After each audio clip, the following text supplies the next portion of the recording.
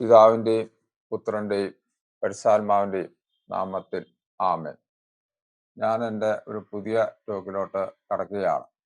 ഇന്നത്തെ എൻ്റെ വിഷയം എന്ന് പറയുന്നത് മരിച്ചവരുടെ ആത്മാക്കൾക്ക് തമ്മിൽ തിരിച്ചറിയാമോ എന്നതാണ്.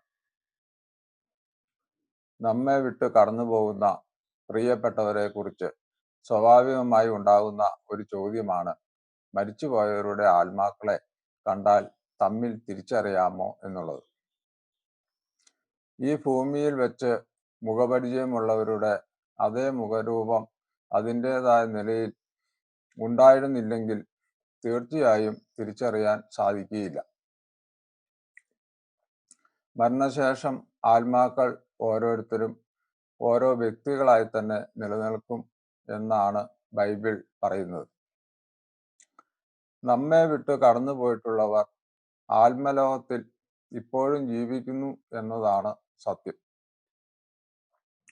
ആത്മാവ് ഈ ശരീരം വിട്ടുകഴിഞ്ഞാൽ അവന്റെ ഓർമ്മയും ബുദ്ധിയും ശരീരത്തിൽ ഇരിക്കുമ്പോൾ ഉള്ളതിനേക്കാൾ പല മടങ്ങ് വർദ്ധിക്കുന്നതായിട്ടാണ് മനസ്സിലാകുന്നത്. പിതാക്കന്മാരുടെ മരണത്തെക്കുറിച്ച് ബൈബിൾ രേഖപ്പെടുത്തിയിരിക്കുന്ന ഭാഗങ്ങൾ വളരെ ശ്രദ്ധേയമാണ്. അബ്രാഹം വയോധികനും കാലസമ്പൂർണനുമായി നല്ല വാർദ്ധക്യത്തിൽ പ്രാണനെ വിട്ടു മരിച്ചു, തൻ്റെ ജനത്തോട് ചേർന്നു. ഇസഹാക്ക് വയോധികനും കാലസമ്പൂർണനുമായി പ്രാണനെ വിട്ടു മരിച്ചു, തൻ്റെ ജനത്തോട് ചേർന്നു. യാക്കോബ് പ്രാണനെ വിട്ടു തൻ്റെ ജനത്തോട് ചേർന്നു. ദൈവം മോശയോട് അരുളി ചെയ്തത്, നിന്റെ സഹോദരനായ അഹറോൻ ഹോർ പർവ്വതത്തിൽ വെച്ച് മരിച്ച് തൻ്റെ ജനത്തോട് ചേർന്നതുപോലെ നീ കയറുന്ന പർവ്വതത്തിൽ വച്ച് നീയും മരിച്ച് നിന്റെ ജനത്തോട് ചേരും എന്നാണ്. ദാവീദ് തൻ്റെ കുഞ്ഞ് മരിച്ചുപോയി എന്നറിഞ്ഞപ്പോൾ പറഞ്ഞത്, ഞാൻ അവൻ്റെ അടുക്കലേക്ക് പോകുകയല്ലാതെ അവൻ എൻ്റെ അടുക്കലേക്ക് മടങ്ങി വരികയില്ലല്ലോ എന്നാണ്. മുകളിൽ കൊടുത്തിരിക്കുന്ന തിരുവെഴുത്തുകളുടെ അടിസ്ഥാനത്തിൽ നാം എന്താണ് മനസ്സിലാക്കേണ്ടത്? പിതാക്കന്മാരെല്ലാം മരിച്ചു, തൻ്റെ ജനത്തോട് ചേർന്നു എന്ന് പറഞ്ഞിരിക്കുന്നു. മരിക്കുന്നവർ തങ്ങളുടെ വ്യക്തിത്വം നഷ്ടപ്പെടാതെ പോകുന്നുവെങ്കിൽ മാത്രമേ തൻ്റെ ജനത്തോട് ചേർന്നു എന്ന് പറയുവാൻ കഴിയൂ. അവരെല്ലാം ഭൂമിയിൽ വെച്ച് ഓരോ വ്യക്തികളായി നിലനിന്നത് പോലെ ആത്മലോകത്തിലും ഓരോ വ്യക്തികളായി നിലനിൽക്കുന്നു.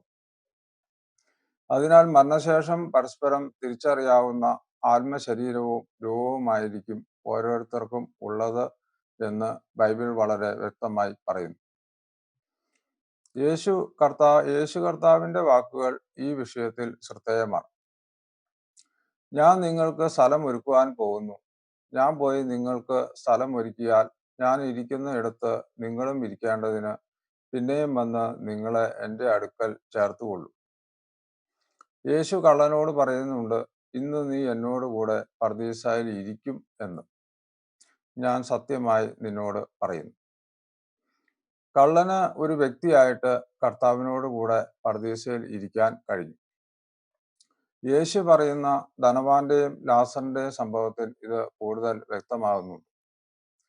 ഉയരത്തിലിരിക്കുന്ന ലാസറിനെ കണ്ട ഉടനെ ലാസറാണെന്ന് ധനവാൻ തിരിച്ചറിഞ്ഞു. അങ്ങനെയെങ്കിൽ മരിച്ചു പോകുന്നവർക്ക് തമ്മിൽ ഈ ഭൂമിയിൽ വെച്ച് പരസ്പരം തിരിച്ചറിയാൻ സാധിക്കുന്നത് പോലെ തന്നെ ആത്മലോകത്തിലും തിരിച്ചറിയാൻ സാധിക്കും എന്ന് ഉറപ്പാണ്. ഇത്ര നേരം ഞാൻ പറഞ്ഞതിൻ്റെ രത്നച്ചുരുക്കം ഇതാണ്. മരിച്ചുപോയവരുടെ ആത്മാക്കൾക്ക് തമ്മിൽ തിരിച്ചറിയാൻ സാധിക്കുമോ എന്നുള്ളത് എല്ലാവരുടെയും ഒരു സംശയമാണ്. ഞാൻ വ്യക്തമായ ഉത്തരം പറയുന്നു, മരിച്ചുപോയവരുടെ ആത്മാക്കൾക്ക് തമ്മിൽ തിരിച്ചറിയാൻ സാധിക്കും എന്ന് ബൈബിളിൽ നിന്ന് വളരെ വ്യക്തമാണ്. ഒരു സംഭവം ഞാൻ നിങ്ങളോട് പറയാം. ഒരച്ഛൻ ഒരു അപകടത്തിൽ കോമാ സ്റ്റേജിലായി. അങ്ങനെ കോമാ സ്റ്റേജിലായി ആശുപത്രിയിൽ കിടക്കുകയാണ്. ആ സമയത്ത് ആ അച്ഛനെ ദൈവം സ്വർഗവും നരകവും ശുദ്ധീകരണ സ്ഥലവും കൊണ്ടുപോയി കാണിക്കുകയുണ്ടായി. ആ അച്ഛൻ ആ സ്വർഗവും നരകവും ശുദ്ധീകരണ സ്ഥലവും കണ്ടുകൊണ്ടിരുന്നപ്പോൾ അച്ഛന് ഭൂമിയിൽ പരിചയമുള്ള ഒത്തിരി പേരെ കണ്ടതായി അച്ഛൻ പറയുന്നു. അതുപോലെ തന്നെ അച്ഛന് പരിചയമുള്ള വൈദികരെ കണ്ടു, അച്ഛൻ്റെ അയൽവക്കക്കാരെ കണ്ടു, കൂടെ പഠിച്ച സെമിനാരി വിദ്യാർത്ഥികളെ കണ്ടു. ഇങ്ങനെ ഒത്തിരി ആൾക്കാരെ അച്ഛൻ വളരെ വ്യക്തമായി കണ്ട് തിരിച്ചറിഞ്ഞതായി അച്ഛൻ വളരെ വ്യക്തമായി പറയുന്നു.